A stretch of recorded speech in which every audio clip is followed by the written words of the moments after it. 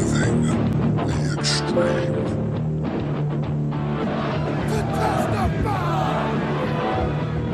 My name is Bubba Ray Dudley. I don't need a weapon. My hands are my weapons.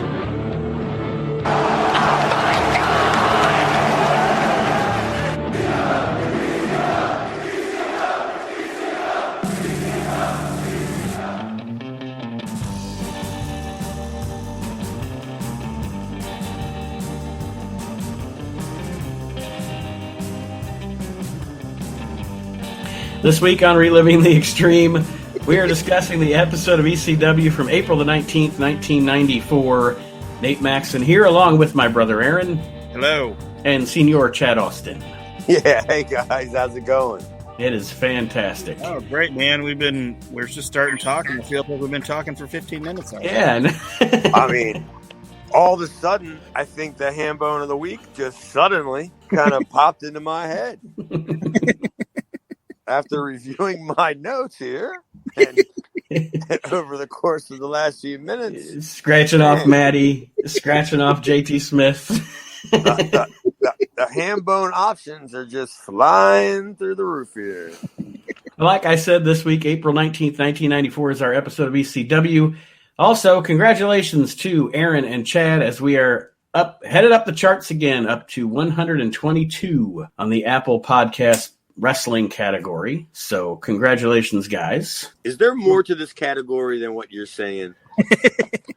I mean, are you just being nice by saying the Apple Podcast Wrestling charts, or is it Apple Podcast Wrestling charts with about ECW? No, it's not. With only guys named Chad, Aaron, and Nate. Yes. Are you sure you're not making this sound way better than it is? Like Aaron said, thank you all 6 of you that listen to the show. We appreciate you downloading it over and over again to get those numbers up. Archie Mitchell's got 6 different accounts. There you go. Got to get that in. We got to have Archie on the show soon. We need that money. We need that Archie Mitchell money. He actually asked the question. He's one of the questions. Aaron asked on our Facebook group, which if you're not a member of it, join it. It's easy to find. Reliving the Extreme on Facebook. Join the group. Aaron asked any of our listeners if they had any questions for Chad or the show in general. And what you got there, brother? He asked earlier today. Well, I figured I had to ask something to try to extend this shit. Dave Dynasty asked, who made Shane Douglas's jacket? I don't know. Which jacket? I think he's talking about the one that has like the sleeves where they're like strips or whatever. If I would have had to guess, it would probably either be, I can't think of her name off the top of my head, but I think I know who it would be. I think her name was Lily. I think her name was Lily Singh. Maybe that's what her name was. Or she that girl that hosted that late night show. I don't know. I think her name was Lily Singh. But I know she made a lot of extra stuff for the boys. Okay. Like she did a lot of custom work. And she didn't deal with the generic, what are the tights made out of? Like nylon, sort of, Yeah, spandex. No, the old school tights were made out of like a nylon, it sucked. It was a very terrible material. It was durable, but it was rough. It was rough. And then it wasn't until like the late 80s that people started wearing like the spandex outfits, and that became just all the norm. But yeah, that was whoever made Shane's jacket. It could have been what was her name? Vivian Walker, Two's wife, Olivia Walker. Olivia, yeah. Could it have been her, you think? Possibly. She made all the Flair's robes and shit. My dogs are mad. What's that dog want to know? You want to know who made your stuff? Lillian Singh, or whatever her name was. Okay.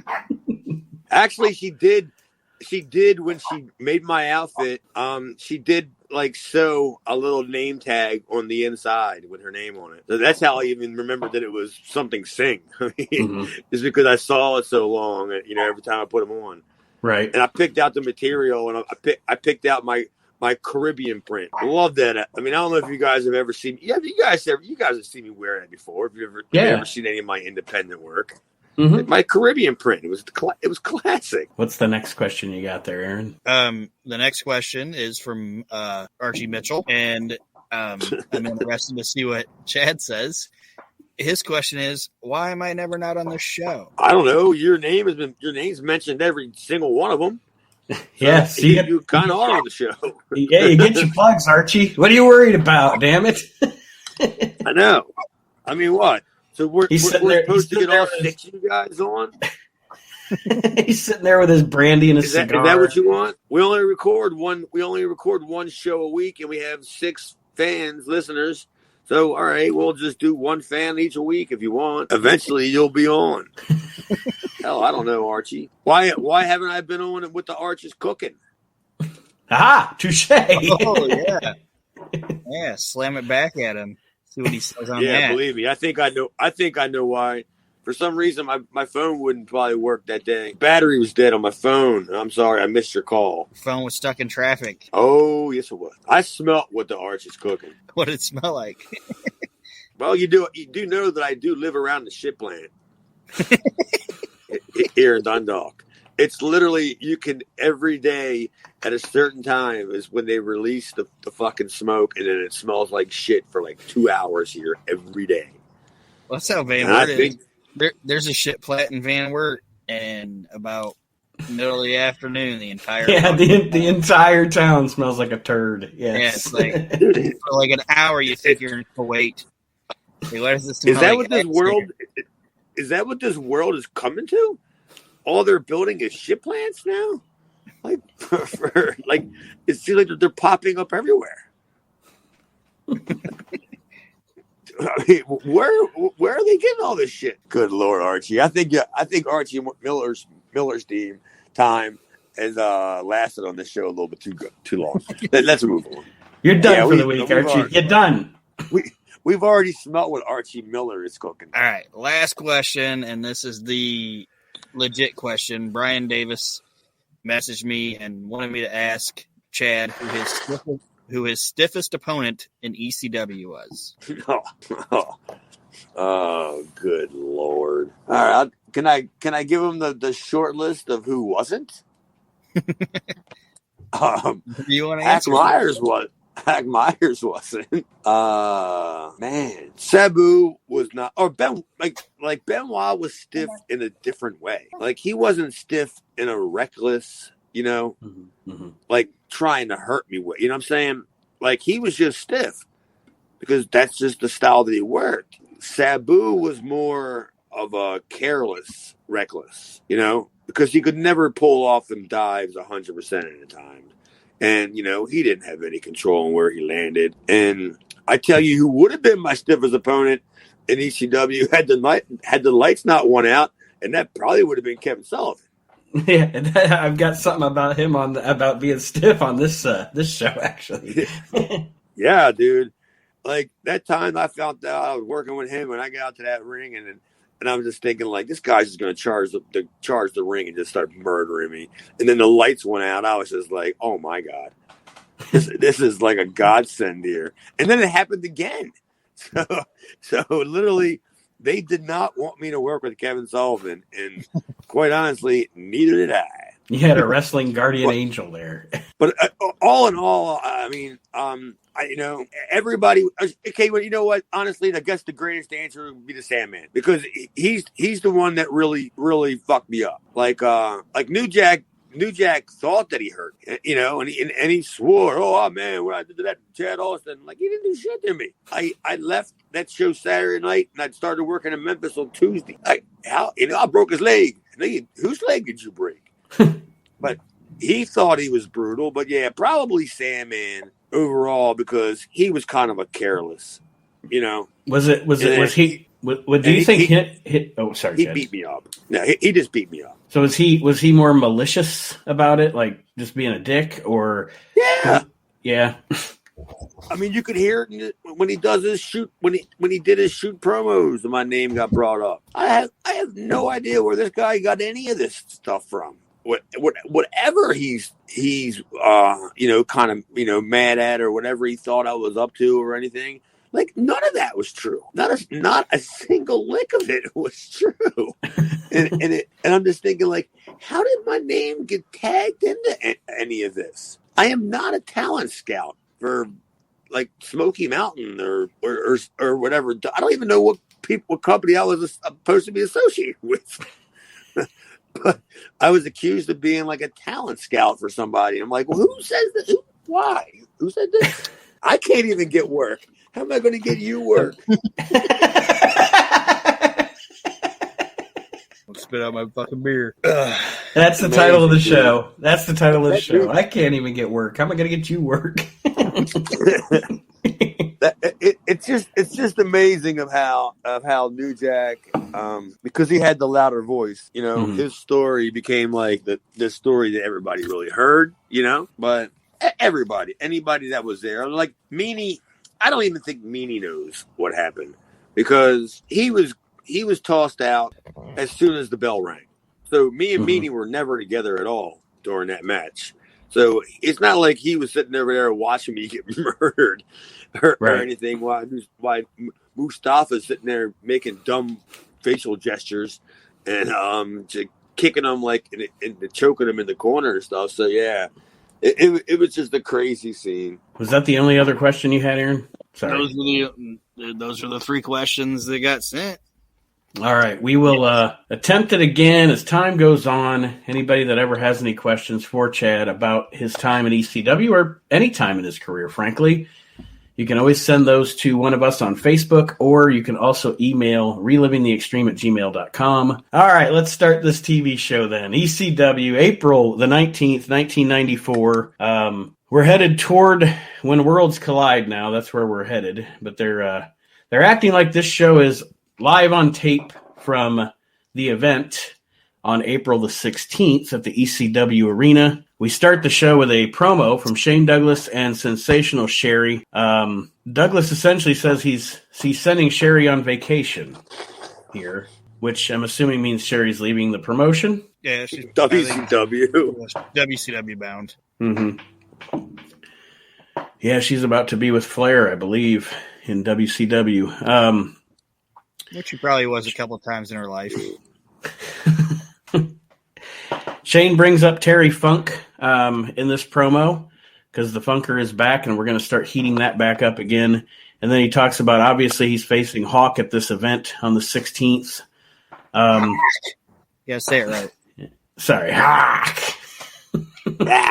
And then Joey Styles. Well, anything on this promo, guys? Sorry, I don't want to move on too fast there. No, man. I mean, Sherry was great as usual. Shane is really starting to hit a stride that's at a different level, than a lot of the other talent that's there. He's really grasping what his role there is, and he's off and just running. And I don't know about I mean, but it's like we've mentioned on the show before. He just doesn't like. There's something about seeing him without Animal that just doesn't do it for me. You know what I mean? Doesn't or work. Even if you put him a Power Warrior, with Sasaki, like at least I can kind of get behind that. But when he's by himself, he just kind of looks like an indie guy, like a glorified indie guy at that. But still an indie guy. Yeah. Well, like we've said on the show before with Shane, he's taking this ECW thing and trying to prove a point, through his time through the WWF and WCW, and nobody ever thinking that he could reach that potential or whatever. That's why I think like you said, Chad, he's hitting that stride. Is I think he's trying really, really, really. He's the hardest working guy in this promotion because he's trying really hard to prove something. Right. He's got a lot of responsibility. And they did a good job. Both of them did a good job of Shane, like trying to politely put forth the fact that, okay, Sherry, you've extended your usefulness to me as a character. Like, he's like, oh, how many people did you lead to gold? And now that he's got his gold, he's like, I don't need you anymore. So go ahead and go on this vacation, and her being like, what? You're not going with me? It's like, I think that was the underlining story they were trying to tell in the promo, and I actually think they did a good job with it. I enjoyed it. Well, does that happen in the end? Because I don't remember. I think she's just kind of. I think she's just kind of gone after this. Yeah, because she's in WCW by May. So you would say that she probably left around the same time as Sullivan, then, right?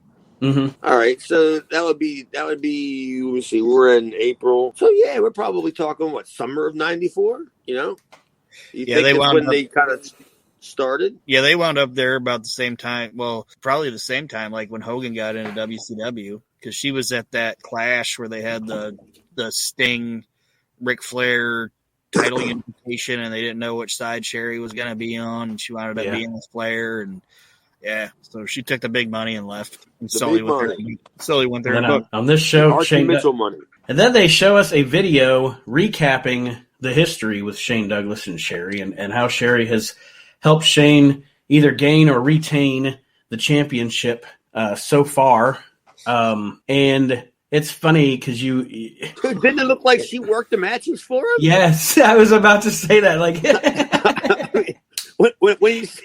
when you see her like diving off the top rope in an evening gown, like with no shit, you know what I'm saying? Like out to the floor and stuff.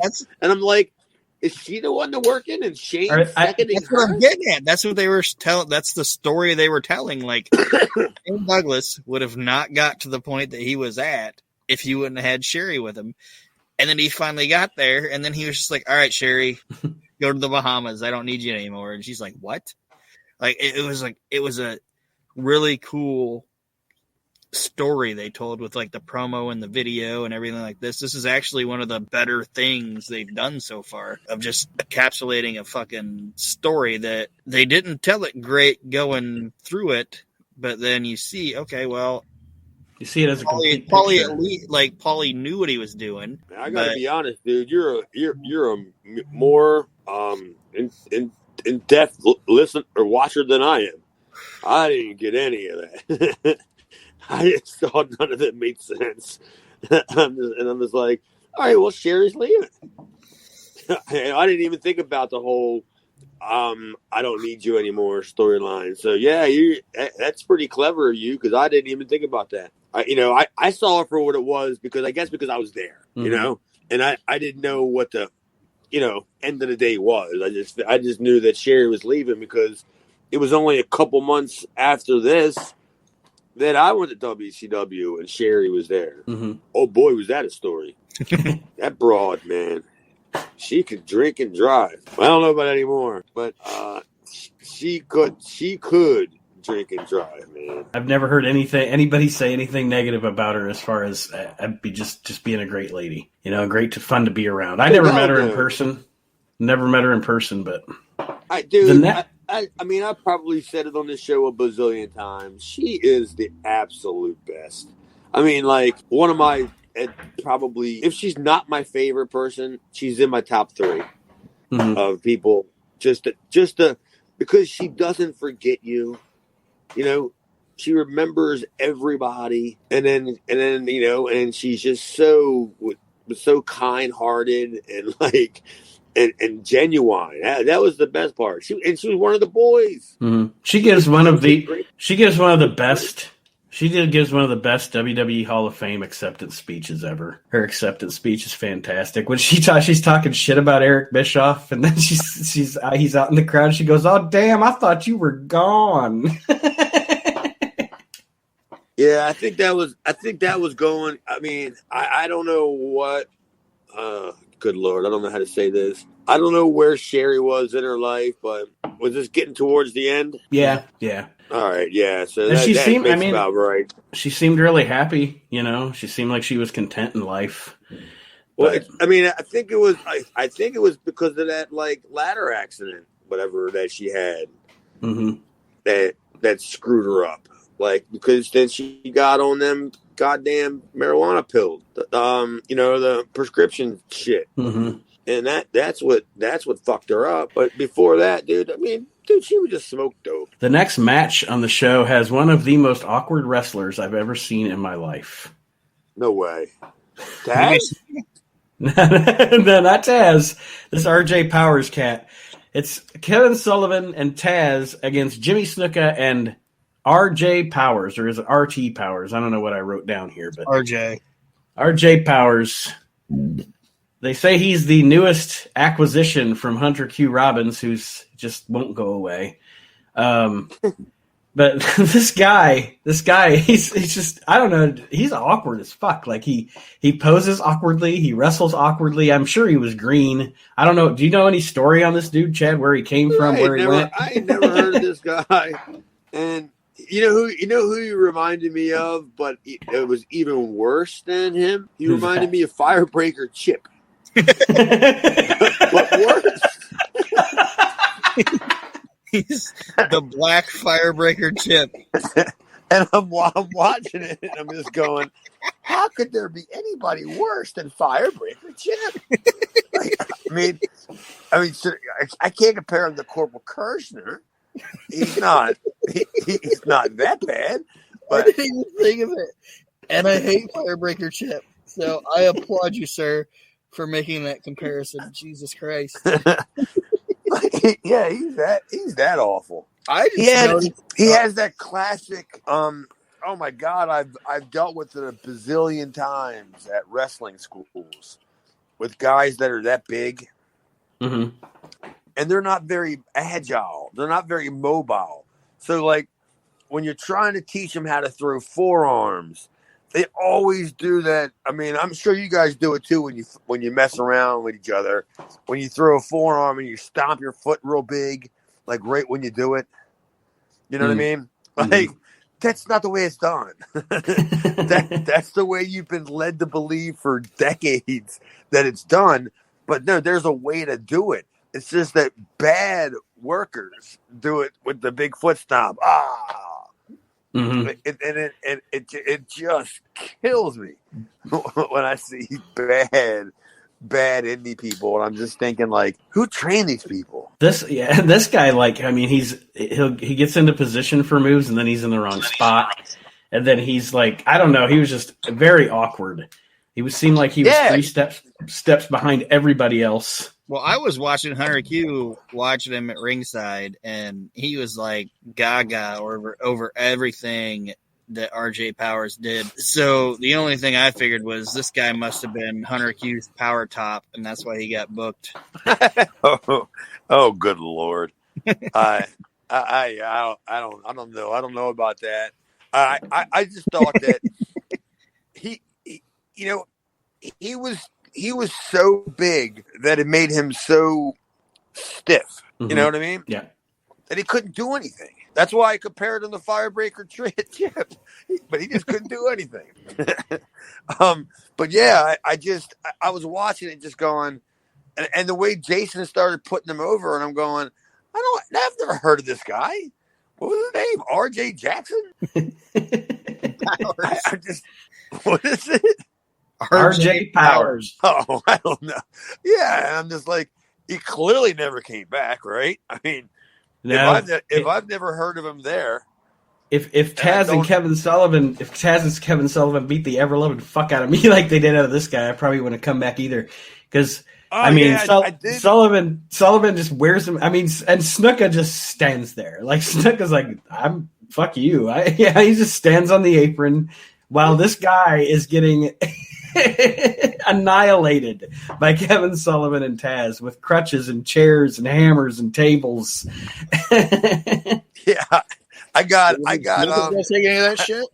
No, Snuka's just Sullivan. I got Sullivan kills Powers, and then the next slash. Why is Snuka here? Because he obviously does not want to get. He's not getting involved in it. He does a little spot. He does a little deal with Sullivan in the middle of the match where they do a few spots, and then he tags back out and lets RJ Powers get his ass handed to him again for 5 minutes. It's actually kind of funny. All right. Well, theoretically speaking, how does this work? Whoever the Sullivan and Taz, they signed the contract, open contract. Okay. Jimmy Snuka says, I want to be a part of it, and I want to get a shot at the title, and I want to sign this open contract. And then does Ron Powers just walk in and sign it? Hunter Q Hunter Q says, "I want my boyfriend to team with you, Jimmy." Yes. Yeah. Like, how does that work? Doesn't Snuka have a say? Like, I don't want to team with R.J. Wilson. Who is this guy? Snuka has no idea. He couldn't read. Yeah, and it looked Make like he your didn't want mark. to be there anyway, too. I see Snuka is not a tag team guy, dude. He looks so bad when he's in tag matches because he doesn't know how to come into the ring with a house of fire. Mm-mm. He comes in You're with right. a house He of just- nothing. Yeah, because he's like Frankenstein's monster coming in the ring. Like, just imagine if whoever his partner is like getting the heat and he's crawling over and he's reaching out for the hot tag and Snuka's standing on the apron and he reaches out and he dives and he hits Snuka's hand and Snuka walks in, gets in the ring and adjusts his knee pads. and then he pulls his tights up and then he licks his fingers. And then he circles around. And tags out. The place is like, when you hear like when you hear a cornet describe a match, he's like, and the place is gonna blow and this and that. Like, no, they're not. Snuka's coming in, he's pulling up his knee pads, he's licking his fingers, he's checking the wrist on his tape, or his tape on his wrist. He's looking at the cameraman with the big eyes. Yeah, and he's doing the Superfly "I love you" sign. Oh, give me a break. And he goes, who? And then he tags out. Yeah, pretty much. That's the spot. Who? Like he's going over the match with his partner backstage, and he's like, "All right, you get in there, brother. You take the heat. You tag me. I come in. I fire up, and then I tag back you in. You go home." But notice he didn't like say like what he was going to do. No, I'll fire up. I'll come in. I'll put them knee pads right in the right spot. I'll do all my signature spots, brother. I'll give you the rub tonight. Firebreaker Chip. I give you the rub, brother. TCB. You know who gave RJ Powers the rub that night? Hunter Q Robbins. Oh boy, RJ Powers. Well, to end this, And then RJ Powers gave Hunter Q his firebreaker tip. Oh, I don't know. Did you see it? Did you see that stomp that Taz missed? yes. Well, they were trying to do a thing. It seemed like in this where he was trying to do Kevin Sullivan's moves, but screwing them up because he tried the Tree of Woe, and Sullivan begged him off of that and told him not to do it. And then he tried the stomp and missed it. So I think it was on purpose. Oh, okay. Is that all right? I make sense. I wasn't sure about that. Yeah, I still don't understand the fucking weird economy between Taz and Kevin Sullivan, like with the cover in his eyes and mocking him and shit. I don't understand what the fuck is going on. Well, it's almost over. So Thank God. Well, this debacle ends when Taz hits Powers with I believe a suplex, and then pins him. And then Woman beats up Hunter Q Robbins and strips him of his clothes, which no one wanted to see, but it happened anyway. Yeah, but Hunter Q got the free treatment for what most dudes have spent $150 for. Yeah, ain't bad. I'd let a woman smack me around, especially in that outfit she had on. Jesus Christ, she looked great. As always. Dude, I've seen Nancy. Oh, Jesus Christ, man! 8:00 in the morning, down at the lobby of the Marriott, Philadelphia, where a lot of the guys would meet up for the breakfast. You know what I mean? Mm-hmm. And she would be made up and would look like she was going out to the ring like then, and she was like stellar. I mean, if you look closely, you could see maybe she's not as great if you really get close to her, but damn, from a distance, holy mackerel, she's a looker, man. Yeah, no doubt. No doubt. Great voice too. That was the other thing. Great voice. Yeah. Not to be a pervert. And she's smart to the business. She knows the business. Mm-hmm. So you're not like, you don't have to like explain stuff to her. It's not like you have to like say like, oh, well, this is what you got to do. This is what you got to do. She would already know it. Yeah. And that comes from spending probably as much time as she did with Kevin, because say what you want or you don't want to say about Kevin Sullivan. He knows about psychology. He knows about how to work the crowd. He's one of the better psychology guys, I think, personally, of all time. I think when it comes to putting matches together, you mean? Yeah. or booking. Mm-hmm. Because I mean, his matches aren't like that great. Right. I mean, But he's not playing a He character. ain't says that. No, but he owned his character, over the years and the psychology of his character and all that. So I give him credit for that. It's kind of like the how do they say it? It's like sports, like the great players or the not so great players coach. That makes sense. Like, I might not be the best football player in the world, but I understand how football works, and I can teach you how to do it. Right. I mean, I can relate to that when it comes to the wrestling school that we have here. I was never a hired trainer, but I would go to the school on like Tuesdays just to work out, right? Just for me to work out. And the next thing I know, I would be getting in the ring with guys that had only been training for a couple of weeks. And I would lead them through a match, like in the ring. But that afterwards, some guys have even told me that was the best match of their career that they had, because it was at the school and it was against me. And because I just let them through a halfway decent match. I didn't let them do something they couldn't do. You're not gonna, you know what I mean? If you're what's that guy's name? I can't think of his name now. Pat, his name's Pat Brink, but he was in WWE, but I don't think he ever debuted. And he's been with a couple other companies, but like I was his first match, and he got pretty much hired off of that match because they didn't even know that he never had another match. They only saw that match, and I'm just going like that was his first match, and I'm the one that let him through it. You know what I mean? Why aren't you guys beating down my door? Like, not to get off the rails, it's like the opposite of like what I was saying about Sullivan. Like Cornette talked about Bobby Eaton. Like Bobby Eaton can hit, like he said, Bobby can hit the perfect leg drop, and then when somebody would be like, "Oh, teach me how to do that, Bobby," Bobby couldn't teach him how to do it. You know what I mean? Did you know? What Bobby? Like Bobby's thing was just like, I know how to do it, but I don't know how to teach somebody how to do it. Yeah, and I'm very, very, very similar in that aspect where, like when it comes to punching, I'm pretty sure I'm pretty sure it was Gilbert that told me how to punch. He told me to stand in front of a brick wall and punch the brick wall until you don't hurt your hand no more. Yeah. You know what I mean? Yeah. That way you'll know how to get close enough. And then when I started studying Lawler's punches Are fantastic. I adopted them almost immediately. I said, all right, this is the way you're going to punch.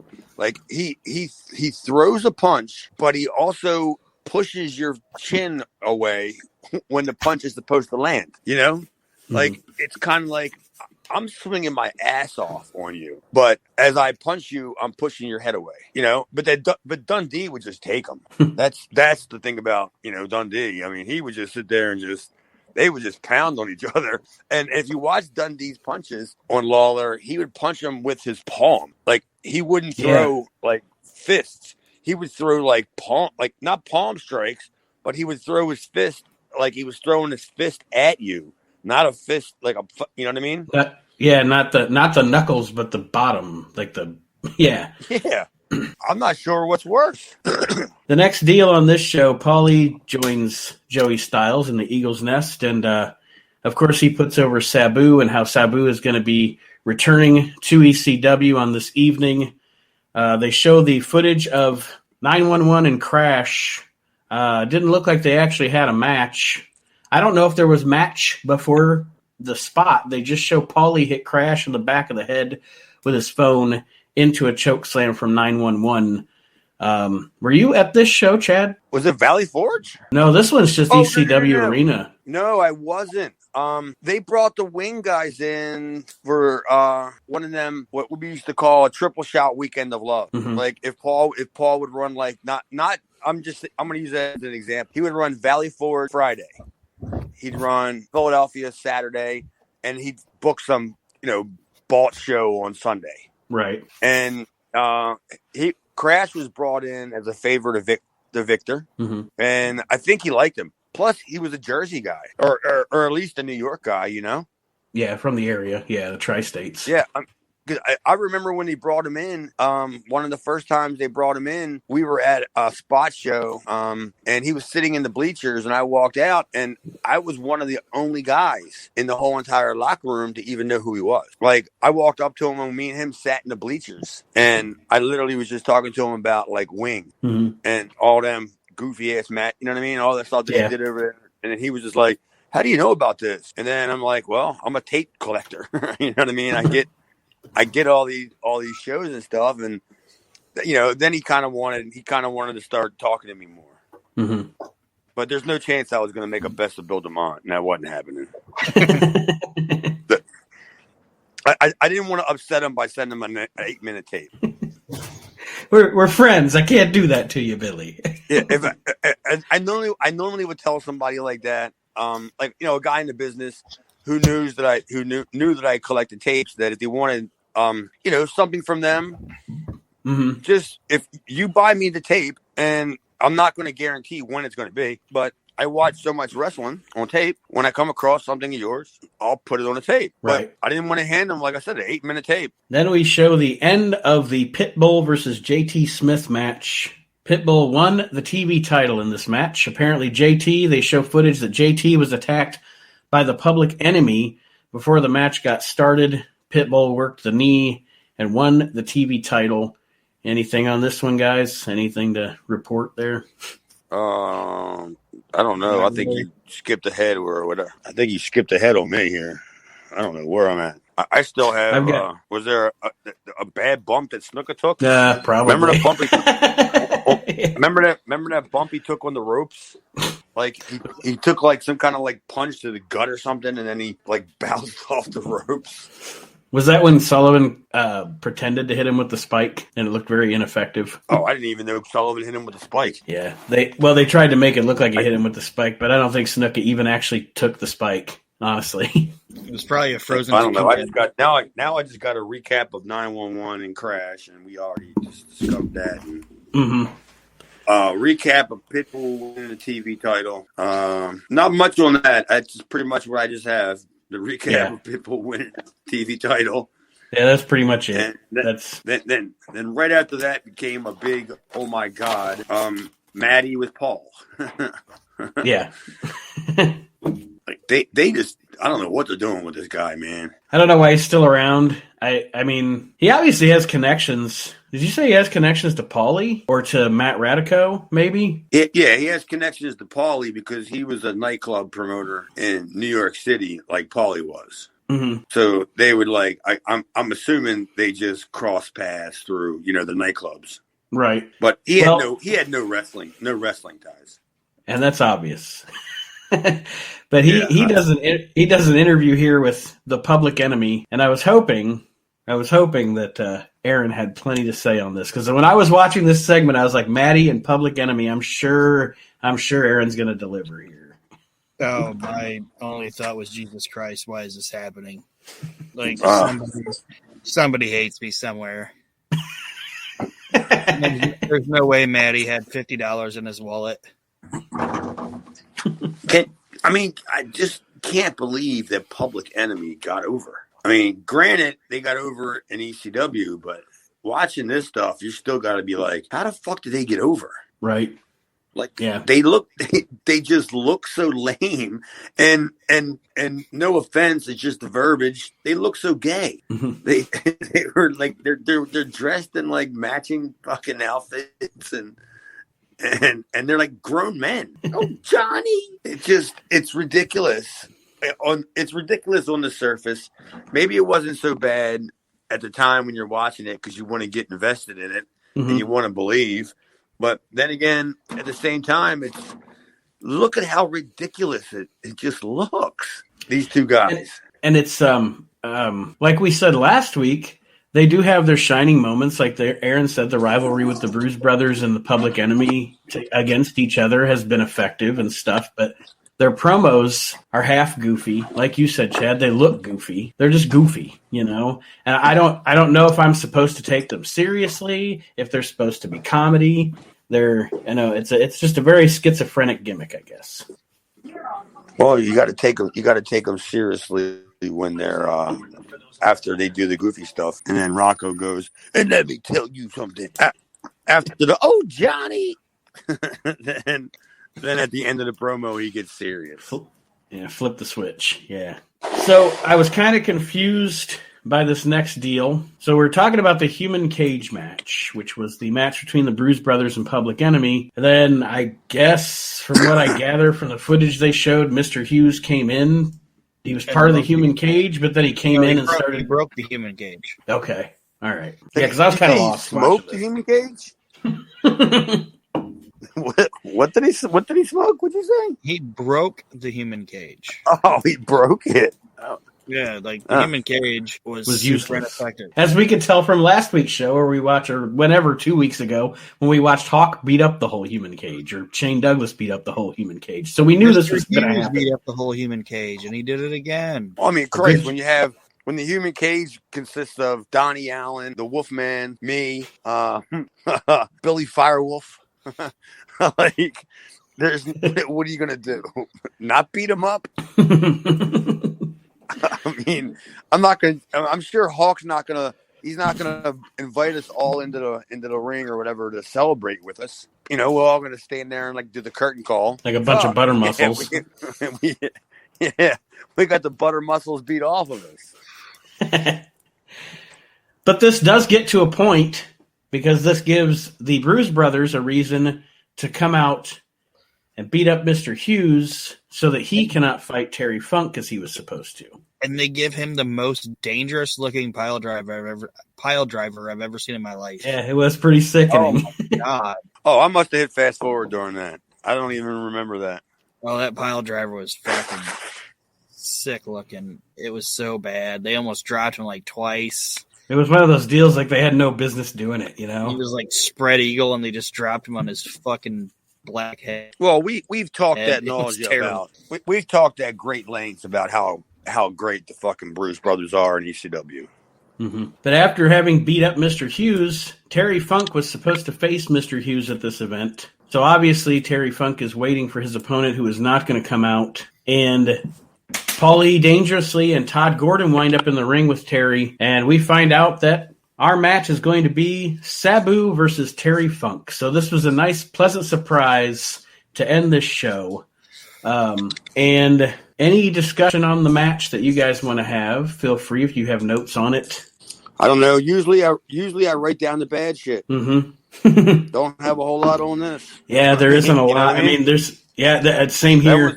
That was an instant clap. Mm-hmm. And, you know, Terry's at his best. Sabu's at his best. They're both crazy. I mean, Terry even goes to the point of crazy where there's that one point in the match where he's just trying to throw Bob Ortiz in the ring. You know, that's Terry.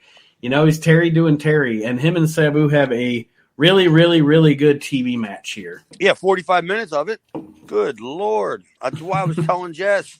I showed her the little bit of notes that I had, and I said, how are we going to get an hour out of a match that won 45 minutes? You know what I mean? Like, that's going to be fucking next to impossible. Right, unless you chronicle every move. Yeah, what we're going to do, alternate commentary on top of it? Would you guys see him beat up that photographer? Yeah, dude, I know who that is. I can't. I was trying to think of their name when he was doing it because was that the Japanese guy? I don't think it was a Japanese guy. Looked like a white dude to me, but it looked like he had no idea to just like give up and just let Terry put him wherever you want to put him. Yeah, he was like, if Butter Muscles was a person, it would be that fucking photographer. Because that dude was just flopping around, and Terry was like, get out of the goddamn way, and he didn't move. Oh, you're making it harder and harder for me to pick the ham bone. If you're telling me that a photographer on an ECW show has butter muscles, he could easily be the ham bone. But it started out like Terry was kind of fucking with him a little bit, just kind of joking around. But the more the guy didn't fucking move, I could see Terry was getting fucking mad at him. Started actually manhandling him. He would do that shit here. in Baltimore, and we have one of the strictest state athletic commissions in the whole entire country. I mean, literally, it's a money racketing business they run here, because you have to have licenses, which is not it ain't that big of a deal, you know. Mm-hmm. Mm-hmm. So you spend $20 a year for all the guys you have that are on your roster, to work for you. But then they wanted to had to have insurance. Promoters had to provide insurance, and that was not cheap. They just well, and don't they? And I don't know if it's like that in Maryland, but don't they send a commission person to your event, but then make you pay that person? Yeah. What a racket! Like, we're gonna send this guy. Well, I don't want him. Yeah, he's got to be there, and you got to pay him too. It's bullshit. we used to have this guy. This old man, his name was Lou. He was in his 90s, and he was one of the higher ups of the State Athletic Commission. And one of his loves was he loved doing the pro wrestling shows. Mm-hmm. And me and him, he would always yell at me for something stupid, because in Maryland you can't go outside the ring, you can't use chairs, you can't use tape, you can't use anything. Mm-hmm. And I would get back into the locker room, and he'd be like, "Chad, I told you this a million times." And he would yell at me. And then we end up becoming friends. That when I had a restaurant, I just invited him up one time, and we were closed on Mondays. And then the next time that I saw him, he was like, "Me and my wife drove all the way from Pikesville, which is like 45 minutes away, like to your restaurant, and you weren't open." And I'm thinking, like, a 90-year-old Lou drove all this way to come see me, and they weren't open. But we ended up becoming great friends, me and Lou. And when he passed, man, it was kind of like it was like one of the boys. You know what I mean? Mm-hmm. Because you saw him all the time, and he had the cool thing is he had that bullshit ass old school printout of all the workers' names with their real names and their birth dates and all next to it. So I would sit not in Gorilla, but it would be where the commission would be, and I would just sit there and talk to Lou, and I'd pick up this big goddamn printout paper, and I would just start reading off all these guys' names and everything. And Like I remember I went to a WWF show in the 90s, and he was yelling at Sean, but he kept calling him Mike. Because that was his name.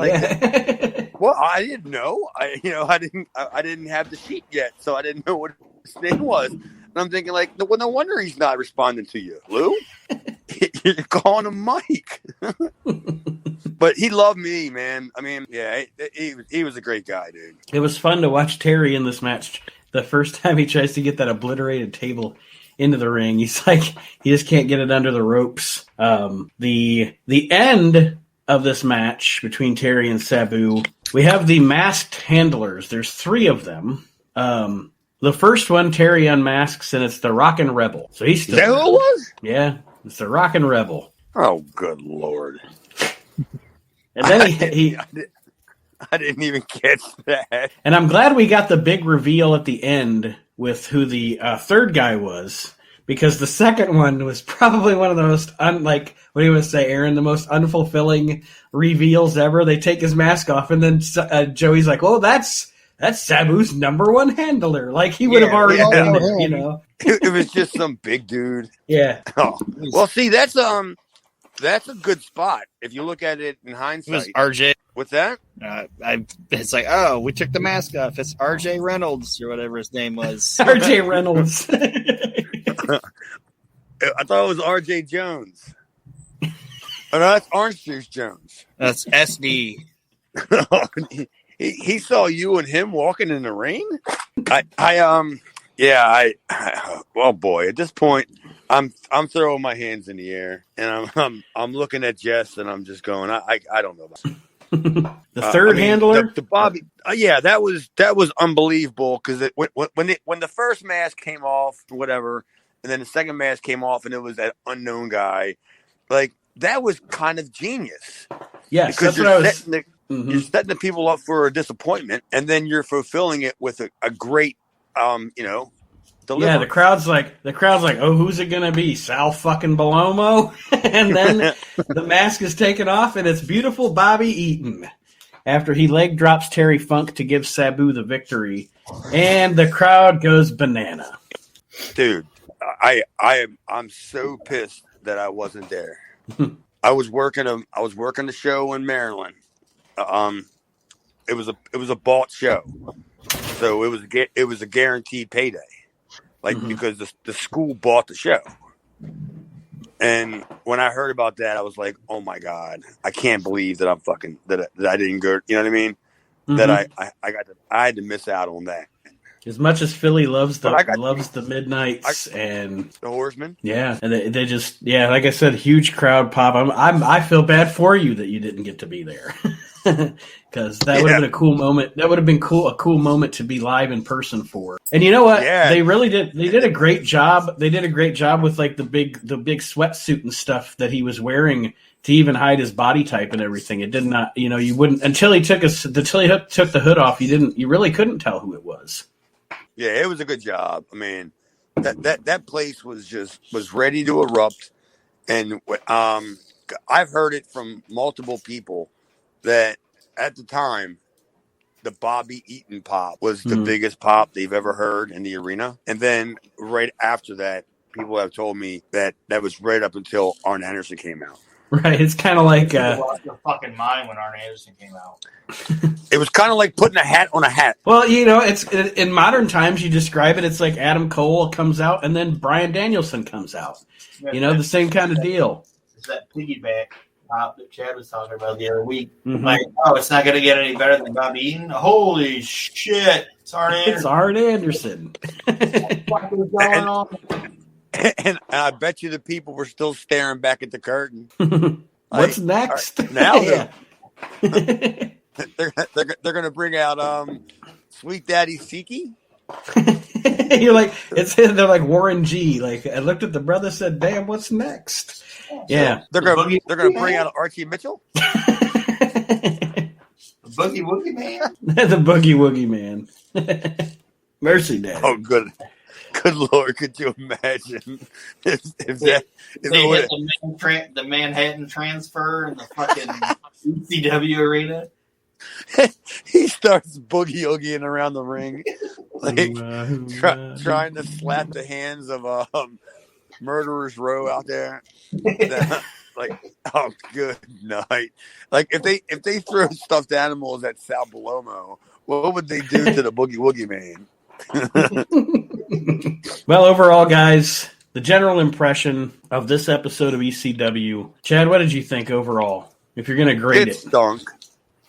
Until the end. Oh, man. Yeah, I mean, no, actually, this is actually a way better show than I apologize for saying that it stunk.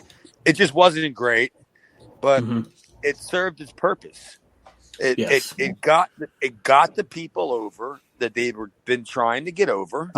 It totally promoted the next show coming up. Yes. And Paul just had to find like 8 minutes to put in between it.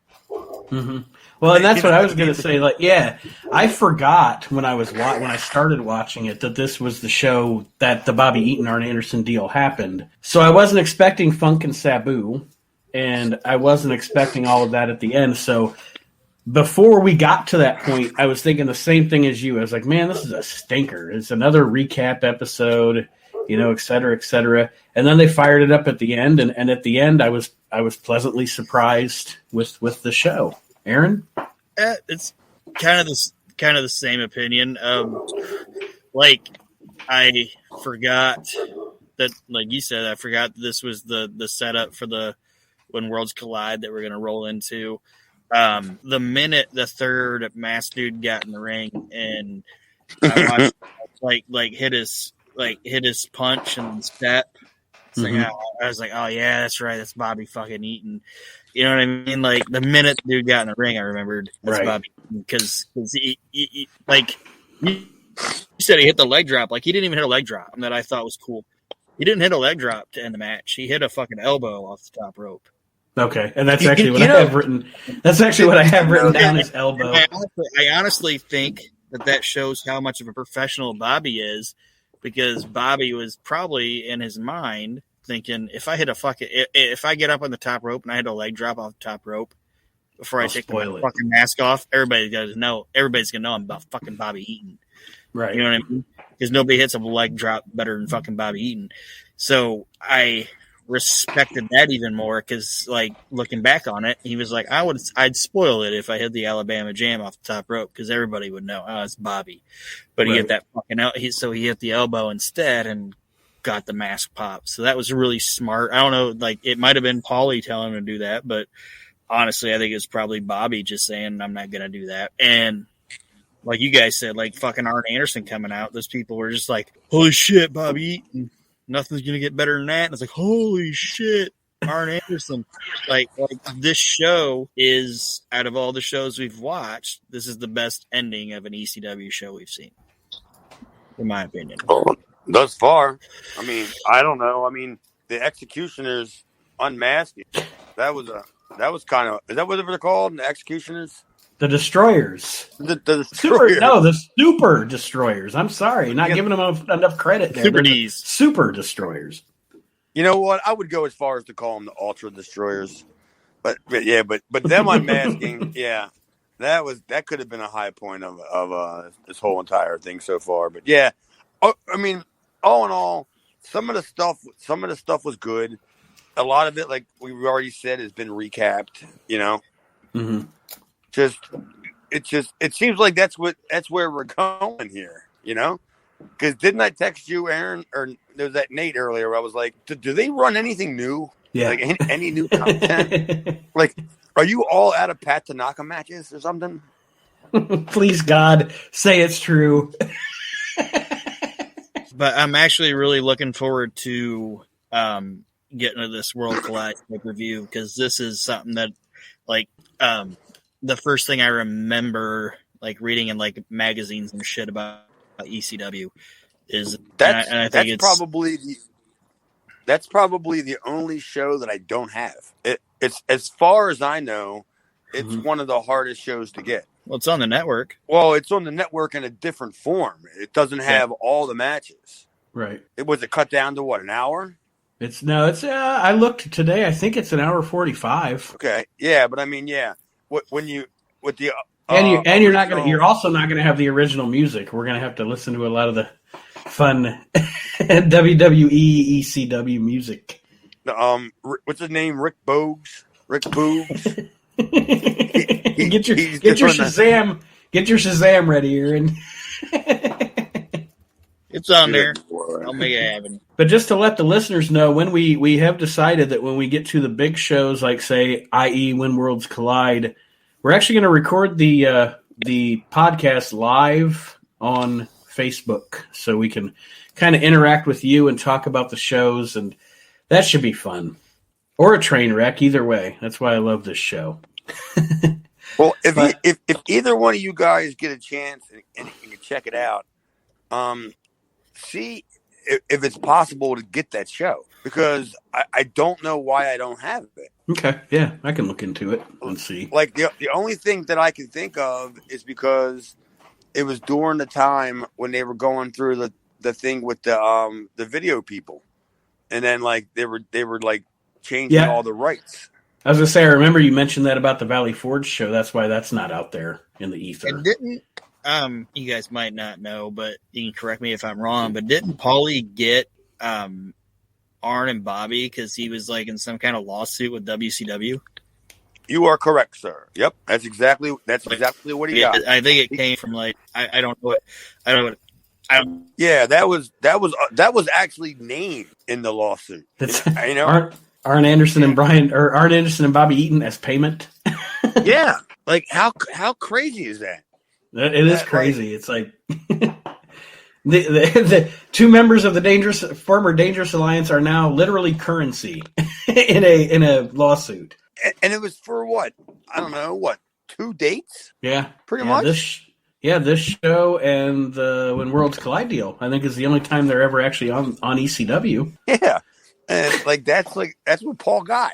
I mean, I think he got like $100,000 too, but something like that. But I mean, that's legitimately nothing, right? Right? Because I mean, I'm sure that his parents probably represented him, so that didn't cost him anything in legal. But yeah, right. he got nothing in paydays, but he just is like, well, can I get dates on some guys that I want? It just so happened. It just so happened that it wasn't Firebreaker Chip. I mean, he was booked in North Georgia. I was going to say, thank God. I don't know if we can have R.J. Reynolds and Firebreaker Chip on the same show. It might have killed ECW before it got off the ground. Jesus.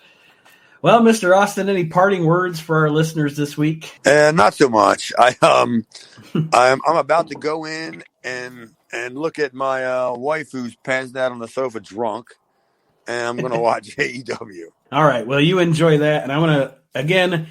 Always, I tell our listeners to follow Chad on Twitter at Chad Austin Demera. Check out Chad's Video Vault on Facebook. And, of course, join our Facebook group. Big update coming. The Extreme. Big update coming, by the way. Oh. Yeah, I just went through and just recatalogued about 300 or 400 more tapes that I'm going to start uploading tomorrow. Awesome. And what do I charge? What do I charge? $2 a tape? I think like $2 a tape, yeah. Not too shabby, folks. No, not at all. Where do you see the quality? Well, I want to thank everybody for joining us this week on Reliving the Extreme. We will see you next time around, and we will see you next week as we continue reliving the extreme, everybody. Tally-ho. Reliving the Extreme is a production of Maxing Out Media, all rights reserved.